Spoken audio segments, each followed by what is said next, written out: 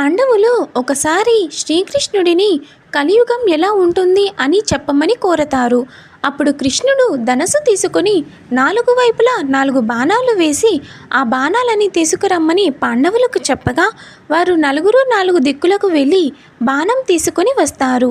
అప్పుడు కృష్ణుడు ముందుగా అర్జునుడిని బాణం తీసుకువచ్చేటప్పుడు నువ్వు ఏమి చూసావు పార్తా అని అడగగా ఒక కోయిల తీయగా పాడుతూ ఒక కుందేలుని పొడిచి పొడిచి తింటుంది అని సమాధానమిస్తాడు అర్జునుడు. కలియుగంలో మంచిగా కనిపించే దొంగ స్వాములు అమాయకమైన ప్రజలను మోసం చేసి వారి ధనాన్ని దోచుకుంటారు అని చెబుతారు కృష్ణుడు. కృష్ణుడు మలరా భీముని అడగగా ఒక చోట 4 బావులు ఉన్నాయి. అందులో నీళ్లు పొర్లి పొంగుతున్నాయి, కానీ వాటి మధ్యలో ఒక బావి మాత్రం నీరు లేదు అని అనగా కలియుగంలో పేదలు ధనకులు పక్కనే ఉంటారు. అంతులేని ధనం ఉన్నవారు కూడా పేదవారికి సహాయం చేసే మనసు ఉండదు అని సమాధానమిస్తాడు కృష్ణుడు.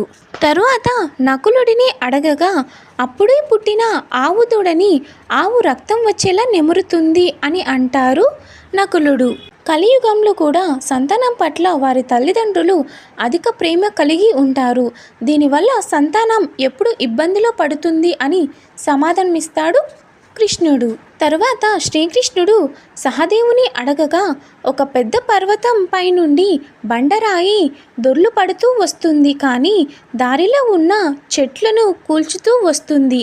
కానీ చిన్న మొక్క అడ్డుపడగా ఆ బండరాయి ఆగిపోతుంది అని అంటారు సహదేవుడు.